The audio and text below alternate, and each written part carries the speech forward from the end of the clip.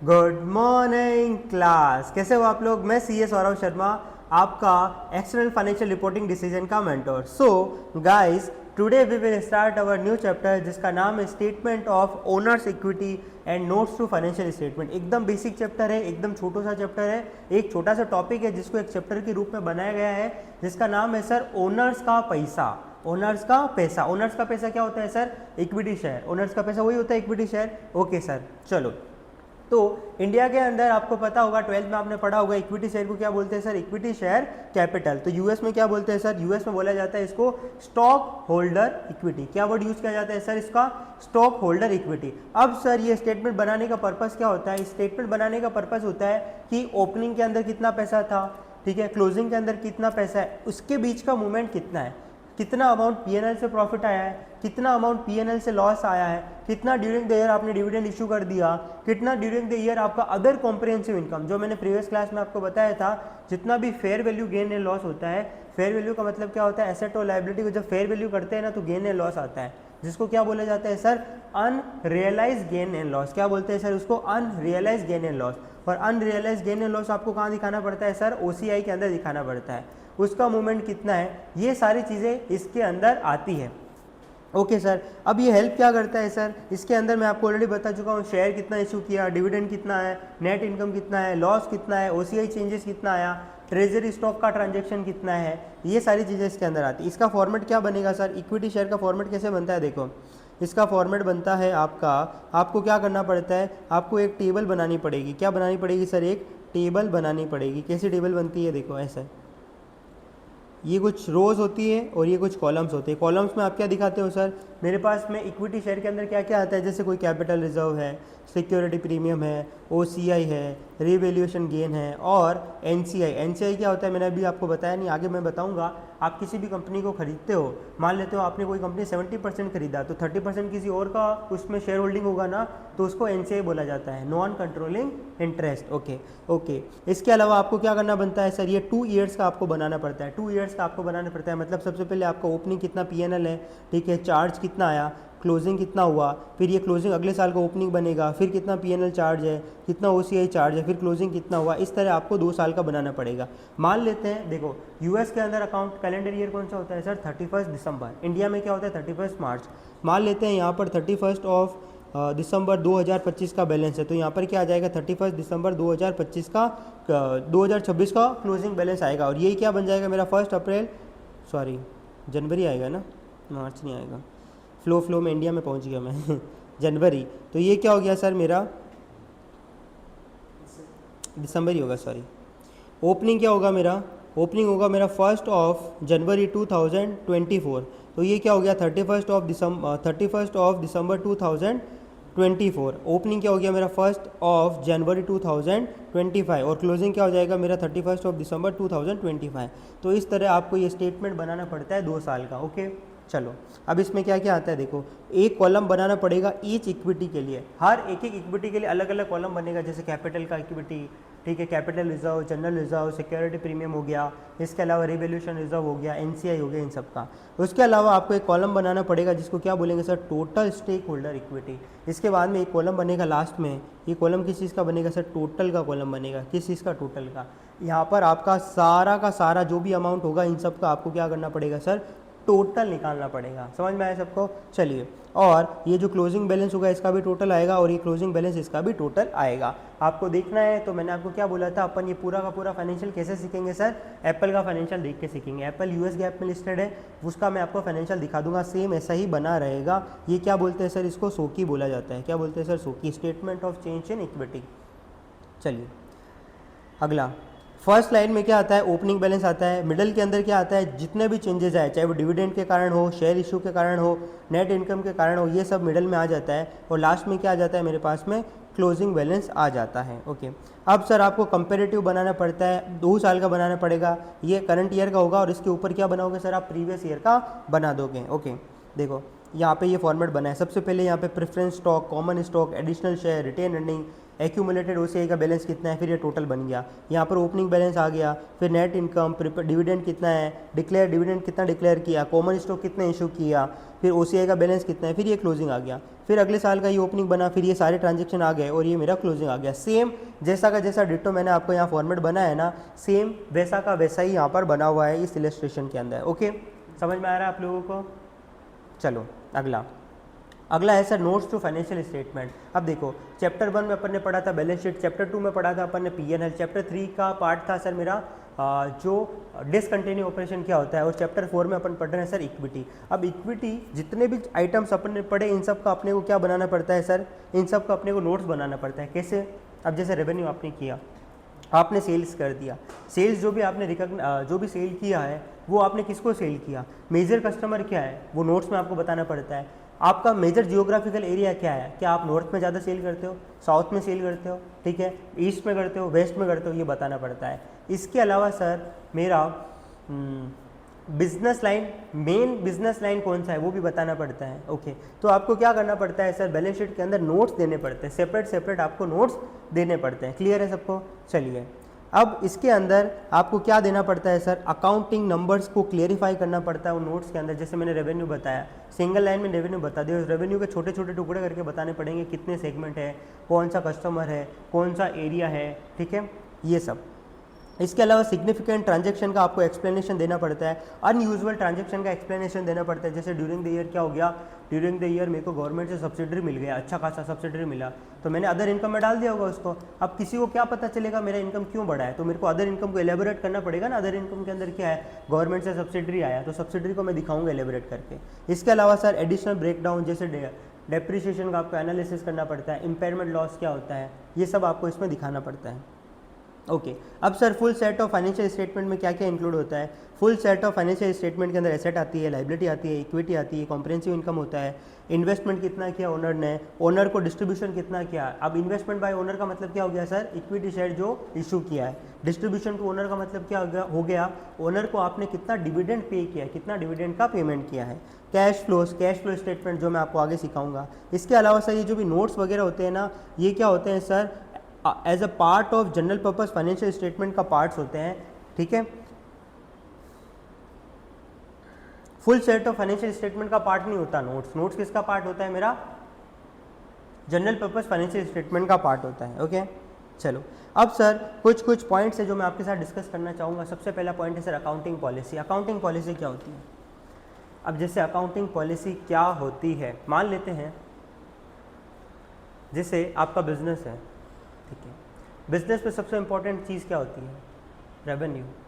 धंधा चलेगा कैसे, रेवेन्यू से ही चलेगा, सेल्स से चलेगा, सेल्स नहीं होगी तो धंधा नहीं चल पाएगा। तो अलग अलग बिजनेस का रेवेन्यू सेगमेंट अलग अलग होता है। जैसे आपको पता हो ड्रीम इलेवन कैसे रेवेन्यू जनरेट करता था। ड्रीम इलेवन को सर स्पॉन्सरशिप राइट्स मिलते थे, आप लोग टीम बनाते थे, टीम से आपको क्या करता था सर, वो डिपॉजिट मनी लेता था आपसे, फिर उसमें से कुछ फॉरफिट करता था, कुछ रिटर्न करता था, कुछ आपकी टीम जीतती थी तो आपको क्या करता था, पैसा देता था। इसके अलावा उसके पास में अलग अलग तरीके के स्ट्रीमिंग राइट्स थे।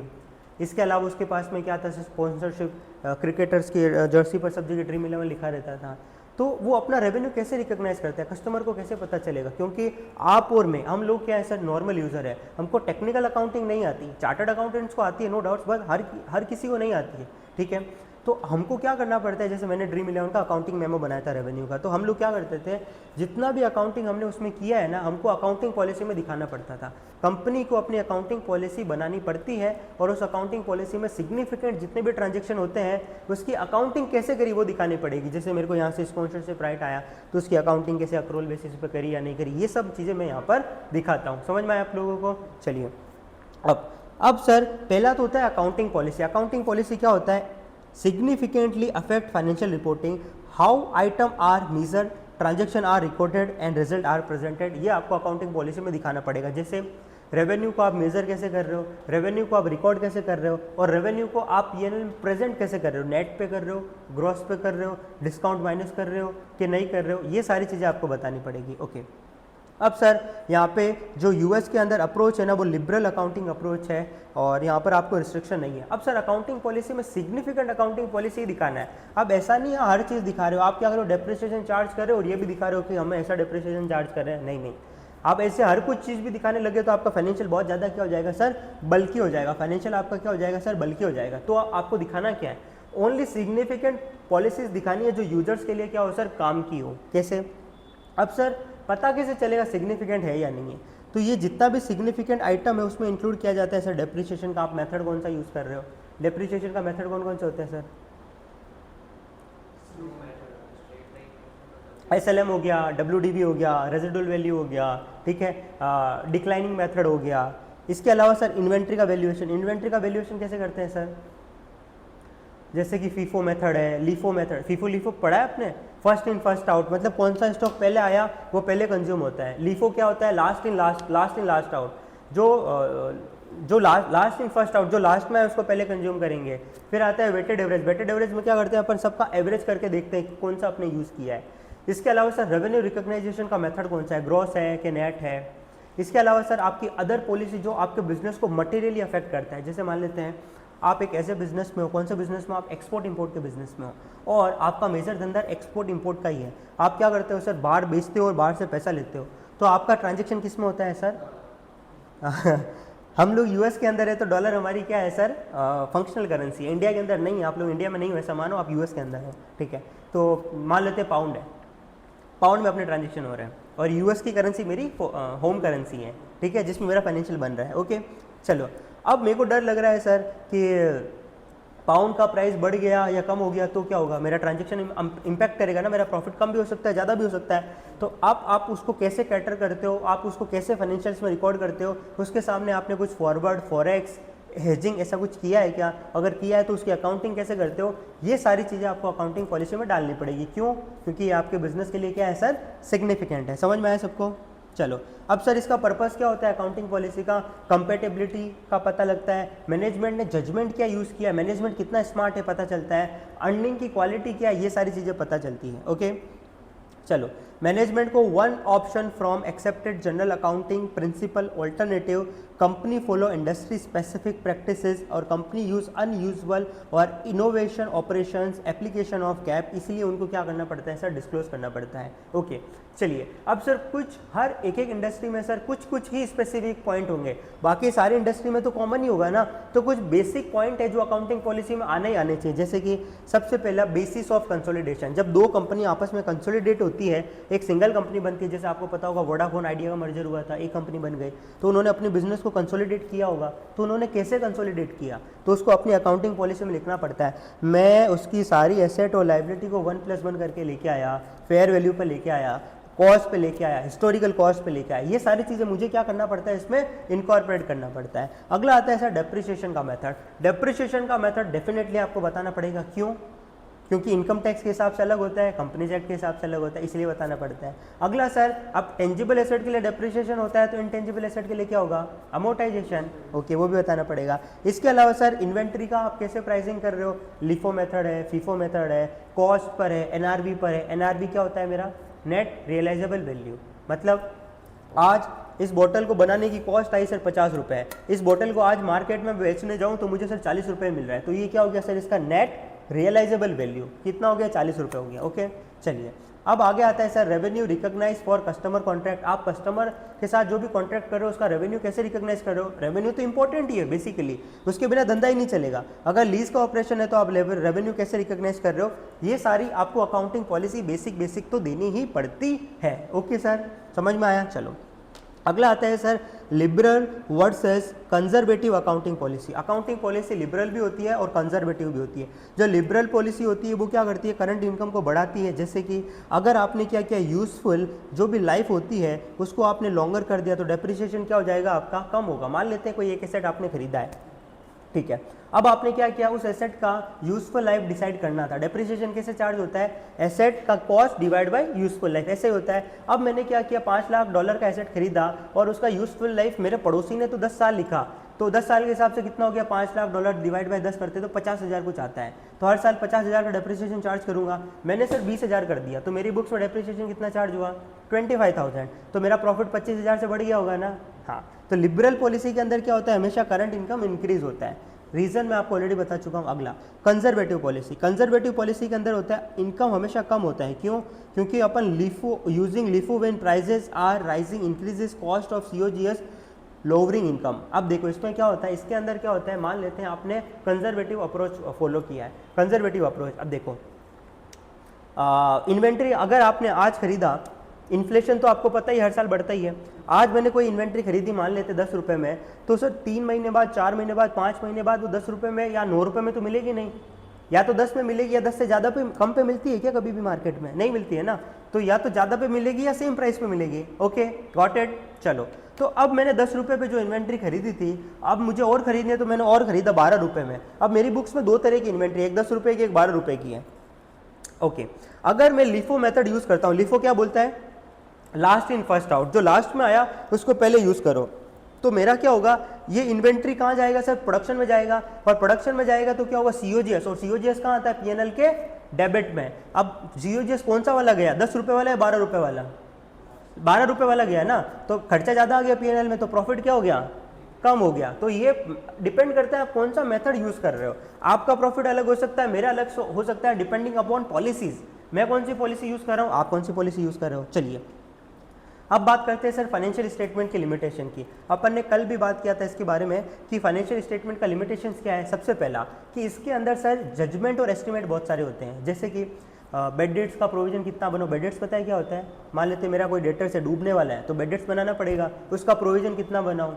इसके अलावा डेप्रिसिएशन का यूजफुल लाइफ क्या डिसाइड करूँ, तो ये क्या होता है सर, इसका लिमिटेशंस है। इसके अलावा सर लार्जली एसेट को अपन किस पर रिकॉर्ड करते हैं सर, हिस्टोरिकल कॉस्ट। आज मैंने लैंड खरीदा, मान लेते हैं आज से 50 साल पहले हमारा बिजनेस था, दादाजी चलाते थे, और दादाजी ने एक लैंड खरीदा था, बिजनेस में रखा हुआ है, और वो लैंड उन्होंने लाख रुपए में खरीदा था। आज उस लैंड की कीमत 50 लाख हो गई, बट बुक्स में अभी भी वो लाख रुपए में दिख रहा है। तो क्या ये ट्रू पिक्चर प्रेजेंट करता है, नहीं करता है, तो ये इसका लिमिटेशन है। इसके अलावा sir financial statement capture only monetary information. मैंने आपको क्या एग्जांपल दिया था, मैंने अपना एक ऐसा ऑर्गेनाइजेशन बनाया है जिसके अंदर एम्प्लॉइज क्या है सर, एक नंबर स्किल्ड एम्प्लॉइज, इतने शानदार एम्प्लॉइज, इतने टेक्निकल और शार्प एम्प्लॉइज है कि वो काम फटाफट कर लेते हैं। अब सर मैं क्या इनको फाइनेंशियल में दिखा सकता हूँ कि मेरे पास शार्प एम्प्लॉइज है, नहीं दिखा सकता, तो ये इसका क्या है सर, लिमिटेशन है। अगला आता है only company own transactions are reported. मतलब अगर कोई भी मान लेते हैं कंपनी के ट्रांजेक्शन रिकॉर्ड होते हैं, मान लेते हैं मेरा एक कॉम्पिटिटर है, उसने क्या किया, एक ऐसी पानी की बोतल, जादुई पानी की बोतल, जिसमें आपका मन होता है तब पानी आ जाता है, जिसमें मन होता है तब क्या होता है, छाछ बन जाती है, मन होता है तो जूस बन जाती है, ऐसी बोतल बना दी उसने।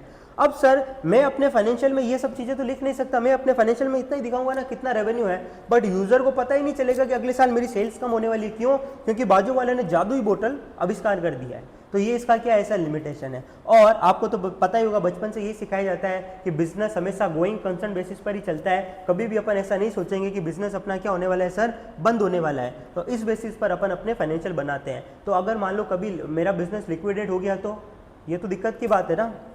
चलो, तो ये सब क्या थी, इसकी लिमिटेशंस थी। तो अपना ये छोटा सा एक टॉपिक था जिसको एक चैप्टर के रूप में दिया है मैंने, ये खत्म हो चुका है। अब अपन क्या करते हैं, इसके क्वेश्चंस देखते हैं, ठीक है, 1 बाय 1 करके अपन इसके एमसीक्यूज देखेंगे। चलिए सर, एमसीक्यू नंबर 1, 1 नंबर तैयार हो जाइए आप लोग, मजा आएगा। देखो, which of the following is not a limitation of financial statement. Financial statement का लिमिटेशन कौन सा नहीं है, 3 लिमिटेशन होगा, एक नहीं होगा। देखो, सबसे पहले financial statement historical cost per based होते हैं, वो करंट मार्केट वैल्यू को रिफ्लेक्ट नहीं करते। ये इसका लिमिटेशन है कि नहीं है बराबर। अभी लैंड का एग्जांपल दिया था ना, लैंड 1 लाख पे दिखा रहा हूं मैं, 50 लाख वैल्यू हो गया तो लिमिटेशन हो गया। अगला, financial statement provide a qualitative aspect of management effectiveness. ये मैनेजमेंट इफेक्टिवनेस का क्वालिटेटिव एस्पेक्ट बताता है, पता नहीं सर, मैंने तो कभी पढ़ा नहीं, मैंने आपको पढ़ाया भी नहीं है। अगला, financial statement primarily reflect transaction that have already occurred. Correct है, पास्ट ट्रांजैक्शन को ही दिखाते हैं ना अपन के इस साल क्या सेल्स हुआ है, कितना एसेट खरीदा है। करेक्ट है sir. Financial statement do not include transaction of other company. Correct है सर। कॉम्पिटिटर ने जादुई पानी की बोतल आविष्कार कर दी, नहीं दिखा रहे, तो कौन सा ऑप्शन होगा इसमें, बी। कौन सा होगा, बी, कौन सा होगा सर? बी होगा। Next, which of the following is not a part of full set of financial statement but it is a part of general purpose financial statement? ये मुझे पता है, बताओ इसका आंसर बताओ सर। मैंने आपको बोला था, देखो क्या बोला था कि full set of financial statement में क्या क्या आता है? बैलेंस शीट आता है, पीएनएल आता है, कैश फ्लो आता है। Yes, notes to financial statement only part होता है sir general purpose financial statement का, ये कभी भी पार्ट नहीं होता है मेरे full set of financial statement का, ठीक है। नेक्स्ट क्वेश्चन पर आइए। क्वेश्चन नंबर 3 में क्या बोला गया है मोटा भाई? क्वेश्चन नंबर 3 में क्या बोला गया है? Which of the following is an example of accounting policy disclosure required in the notes to financial statement? बोलो सर, अकाउंटिंग पॉलिसी डिस्क्लोजर कौन सा है इसमें से? सबसे पहला point, the basis of consolidation use for preparing financial statement. हाँ मैंने बोला था आपको, तो खत्म, यही कहानी खत्म हो गई। Option number is the right answer. चलिए part question 4, what is the primary purpose of notes to financial statement? Notes to financial statement बनाने का पर्पज क्या होता है sir? Detail management future business strategy? नहीं sir. Disclose financial data of competitor? ये तो बताते ही नहीं है। कंपनी का मार्केटिंग और सेल का परफॉर्मेंस? नहीं sir. To present a thorough picture of company financial position and result of operation? Correct sir. In detail होता है, जैसे रेवेन्यू के बारे में मैंने आपको क्या बताया था, कौन सा कस्टमर है, कौन सा एरिया है, कौन सा मौसम है, सब बताना पड़ता है अपने को। Question number 5, the statement of change in stock holder equity show. अब देखो स्टॉक होल्डर इक्विटी क्या होता है सर? मेरा इक्विटी का स्टेटमेंट, उसके अंदर क्या क्या आता है बोलो? रिकंसिलेशन ऑफ बिगिनिंग और ending balance of individual stock holder equity account? Correct है सर, सिंपल है ना। मैंने क्या बोला? Capital reserve, security premium, OCI, AOCI, NCI, सबका अलग अलग ओपनिंग और क्लोजिंग का रिकंसिलेशन होता है। क्वेश्चन नंबर 6, लास्ट क्वेश्चन इस चैप्टर का, एकदम छोटा सा है। The statement concerning the accounting principle employed by company in the preparation of its publicity issue financial statement? अब किसका आंसर क्या होगा? देखो, must be shown on the face of balance sheet। देखो accounting policies, accounting principal company को कहाँ देना होता है? Should be disclose to the notes to financial statement, should be disclose in the management discussion? नहीं sir. Disclose in the notes to the financial statement और face to the balance sheet? Sir इसका B answer होगा। Accounting policy को आप कहाँ दिखाते हो sir? Balance sheet, PNL, cash flow, equity के जस्ट बाद में अपन नोट्स आता है ना, उसके पहले अपन दिखाते हैं। तो ये नोट्स का ही पार्ट होता है मेरा अकाउंटिंग पॉलिसीज। अकाउंटिंग पॉलिसी जो मैंने आपको बताया सर। इसी तरह अपना ये चैप्टर, एकदम छोटा सा चैप्टर था, कंप्लीट हो चुका है। Okay sir, bye bye.